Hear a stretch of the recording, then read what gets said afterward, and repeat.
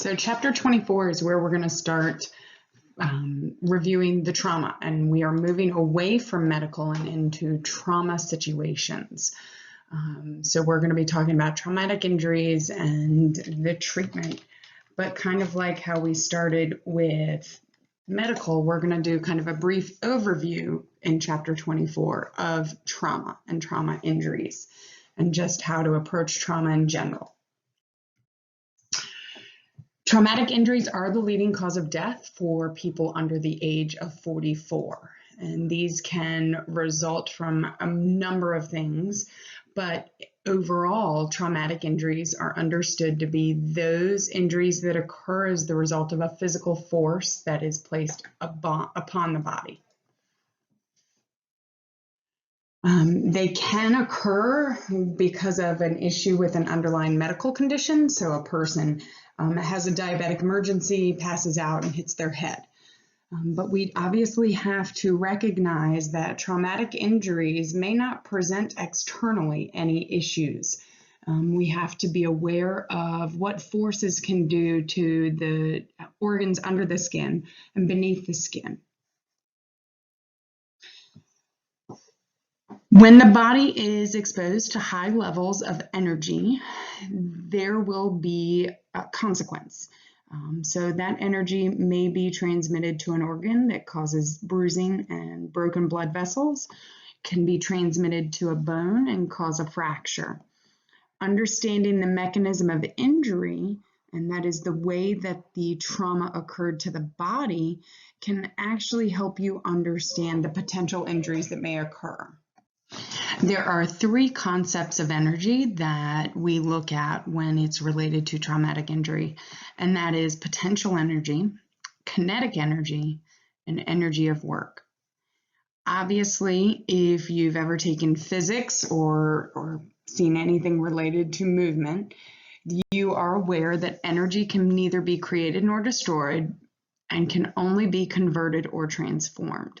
So while the car may stop, the energy is transferred to the patient that they hit. While the bullet may hit a bone, the energy is transferred into the bone, causing the damage. Work is defined as force acting over a distance. And forces bend, pull, and compress tissues, causing injury. So we will talk about spinal injuries that are a result of compression, spinal injuries that are a result of hyperextension or pulling. So those are just kind of some examples of how force will cause injury. Kinetic energy is the energy of a moving object. So if it's the car that hits the person, then the kinetic energy is the car. If it is, the bullet or the knife, or if it's the person falling off of a ladder, that moving object represents kinetic energy. Potential energy is the product of mass, the force of gravity, and the height from which an object falls. So obviously, when we're talking about this, we can be talking about the potential energy of the person if they fall off the ladder, or of the tree limb as it falls onto the patient from the tree. Each of these is really not necessarily a formula you're going to be using in the field, but it is an understanding you'll have to have, especially for the test. Understanding how a mechanism of injury causes the injury will help you be able to prepare for the types of injuries you might see upon arrival. We are looking at obviously still some significant and not some high priority and low priority patients, significant versus non-significant injuries. For example, non-significant is an injury to a single body part. So I'm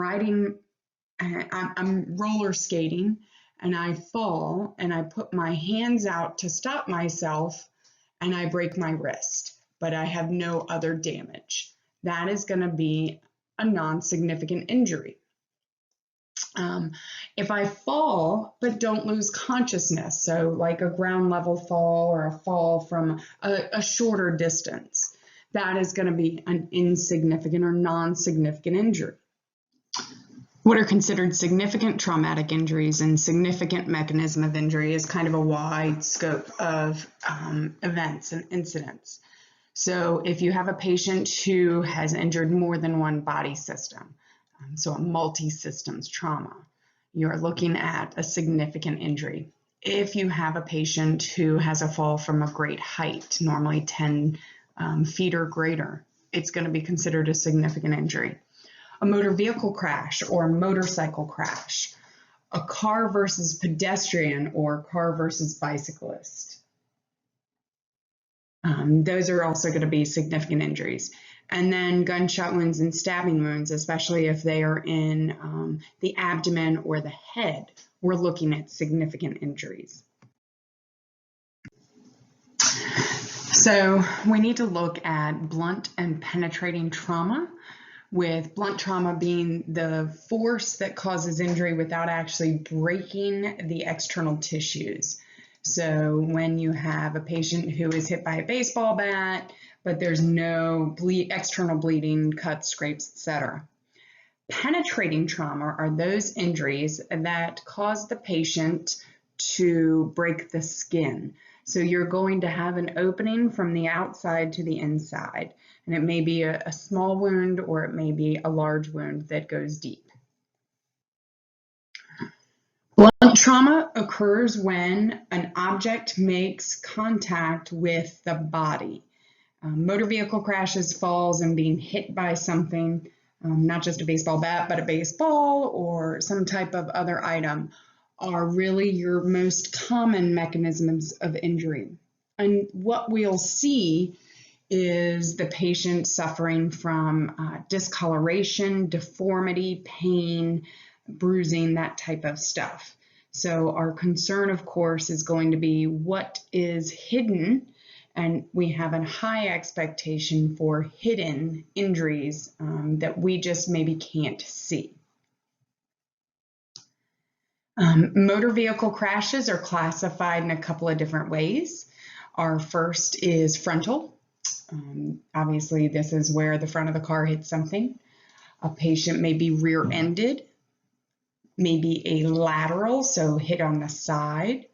Rollovers, so full rotation, or at least one rotation onto the roof, and then full rotation, where you have a car that rolls multiple times in a full circle. The difference, of course, in these is where the car is hit and how the patient, what injuries the patient may have. When we look at vehicular crashes, we need to keep in mind that a crash actually includes three forces and three crashes that are going to happen. So the first is the initial crash, and that is when the car strikes another object, whether it is the tree, the pole, wall, another car, a person, etc. So collision number one is car against object. Collision number two is going to be the passenger in the interior of the car. Depending on the type of impact, obviously we're going to see potentially different injuries. In our frontal collisions, we're looking at the patient's going to strike the steering wheel if they're the driver. Their feet may impact the pedals, their hands against the steering wheel as well. You know, if it's a lateral strike where they hit the driver's side door, then we're looking at side injuries. So crash number two is passenger against the interior of the car. Crash number three are the internal organs inside the body moving and hitting each other and hitting bones. So these are going to cause internal injuries that may not be as obvious when you start assessing your patient. So when the car hits the wall, crash one, the patient's head hits the windshield, crash two, and the brain shifts and hits both the front and back of the skull, crash 3, 4, sometimes 5 and 6, depending on how many times it bounces around. Additional findings that we will come across that may cause us to believe that this is a significant MOI include the death of another occupant within the vehicle. So if my patient is conscious, alert, breathing, minor injuries, but someone else in the vehicle has died during the crash, then we've got a problem. This is still considered a significant MOI. Severe deformity or intrusion into the passenger compartment of a vehicle, severe damage to the rear of a vehicle, that's going to increase the likelihood of whiplash. Crashes where you have a rotation, so it rolls onto its hood or it rolls a full circle or more, and then any crash that involves the ejection of a passenger out of the vehicle. All of these are going to be significant MOIs for motor vehicle crashes. In frontal crashes, we are looking at whether or not the passenger airbag has deployed. So did the restraint systems work that are designed to minimize damage and injury to our patients? We're trying to determine whether or not they were wearing their seat belt and if it did its job. While airbags don't completely get rid of the risk of trauma, they do minimize the likelihood that your patient will have significant injuries to the chest, face, and arms and head. The problem is that if a frontal crash doesn't hit the sensors of the airbags completely, those airbags might not deploy, or they may deploy late. So you need to be prepared, and you need to be looking for whether or not the patient maybe actually struck the steering wheel or the dashboard before the airbags deployed.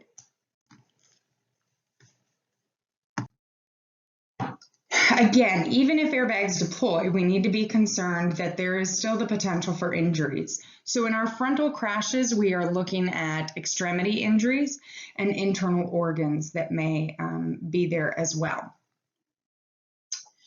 In frontal crashes, if we have children who are below the recommended weight, height, etc., and are sitting in the front seat, we do need to know that this is increasing the risk of significant damage. While the airbags are meant to be a protector, when our patients are smaller and not secured appropriately, then we have obviously a greater risk of injury due to the airbag deployment. And then we also have to recognize, and something you may not be aware is, if an airbag did not deploy during the crash, there is still the likelihood that it will deploy after the crash. So it's still getting a charge, it's still holding power, and all it's going to take is the right movement or the right engagement of the sensors. So you have to be cautious, of course, and recognize that that is a safety hazard that you may face. When you look at a patient who has been in a frontal car crash, you are likely to start to see injuries like you see on this picture here. And hopefully the first thing you think of, well, good, at least they were wearing their seatbelt. So even when properly worn, this patient may experience clavicle injury, sternal injury, or even abdominal injury because of restraint systems. Look for the points of contact between the patient and the vehicle. Look for spidering in the windshield. Look for damage or deformity to the steering wheel or to the seats. Cracks in the dashboard where their knees may have hit. All of these can give you a clue about the issues your patient may have. In rear end crashes, we do see an increase in the likelihood that our patient is going to experience whiplash, especially if the headrest is not placed appropriately in a good position, because that, of course, is what headrests are designed to do, is prevent whiplash. As the body goes forward, whiplash occurs because the head and neck are left behind. And we also see what we call the third collision of the patient's head hitting the skull multiple times.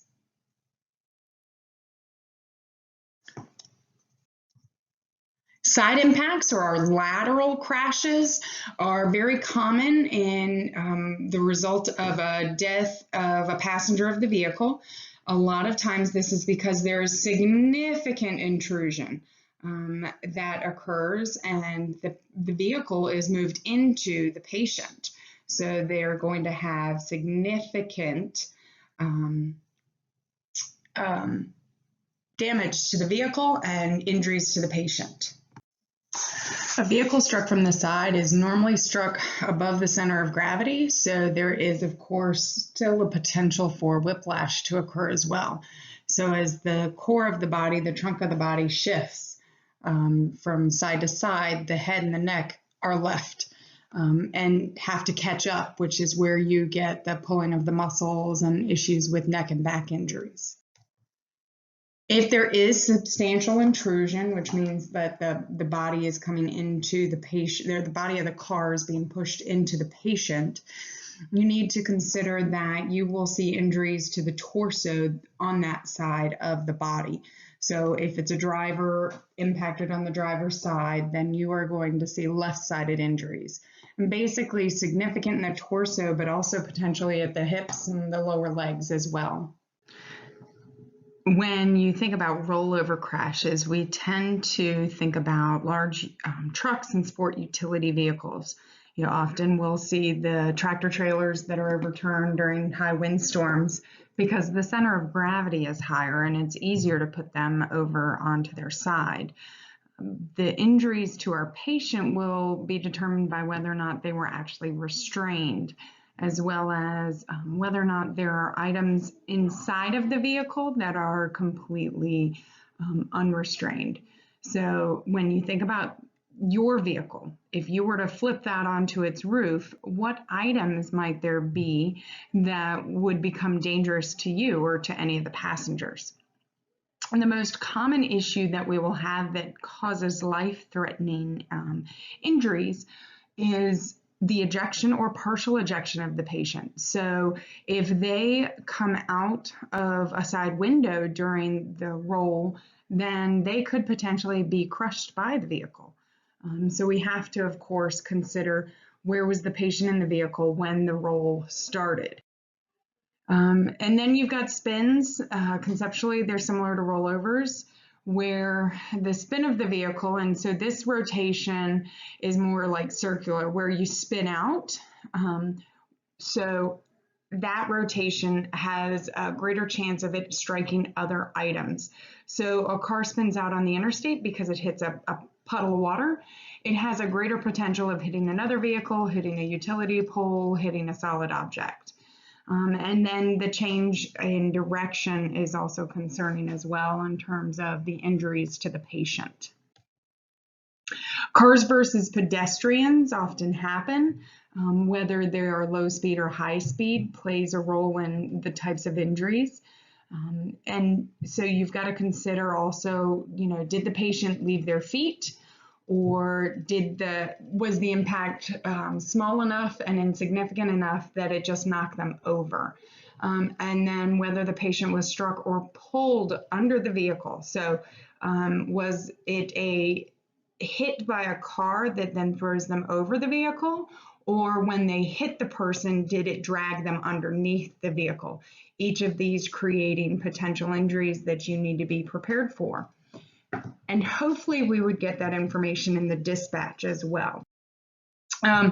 You also need to consider the size of the vehicle versus the size of the patient. So if this is an adult patient being hit by a small car, that may cause less significant injuries than a child being hit by a pickup. What part of the vehicle struck the patient is concerning as well. Did they get hit by just the mirror, or did they get full hit by the front bumper of the vehicle? Another concern is, of course, car versus bicycle. But in reality, we want to evaluate these patients the same way that we would car versus pedestrian, because that bicycle is really not providing any protection. Honestly, the best protection is if they are wearing a helmet. And we will talk about head and helmet trauma, but I think it's important to consider, were they wearing a helmet? Did it fit? Where was it? And how does it look? Is it showing any damage that could correlate to head damage? When you have that car versus bicycle, you need to treat it also as an ejection. This is a patient who has fallen off the bike. We need to consider and assume that they have spinal injuries and back injuries, and so we need to treat them as a full body trauma. Car versus motorcycle, we can only hope that the motorcyclist is actually wearing appropriate, I say PPE, but appropriate protective equipment for biking. So motorcyclists will have leather or even padded with metal clothing and boots and a helmet that will protect them and hopefully keep them safe if they do get struck by a vehicle. Of course, the problem that exists is often they are struck because the driver of the other vehicle didn't see it. So you have to be concerned about these as well. When you look at the scene of a car versus a motor vehicle, you're looking not just for deformity to the car, but also deformity to the motorcycle. How long a distance did the motorcyclist travel once they were hit? So did they skid down the road? Did they get pulled? Did they fly over the car? Did they hit something else after they were hit by the car? Kind of a little bit of everything. Head-on crashes, they will go up and over the car, so they get airborne. If they try to lay it down, the motorcycle down before getting hit, they may get pulled under the car. So again, another concern we need to think about. Ejection occurs off of a motorcycle basically with every crash because they're going to come off the bike. You've got severe abrasions that can occur with this. And then, one of the things, if you take a motorcycle class that they will talk to you about and try to teach, is the principles associated with the controlled crash.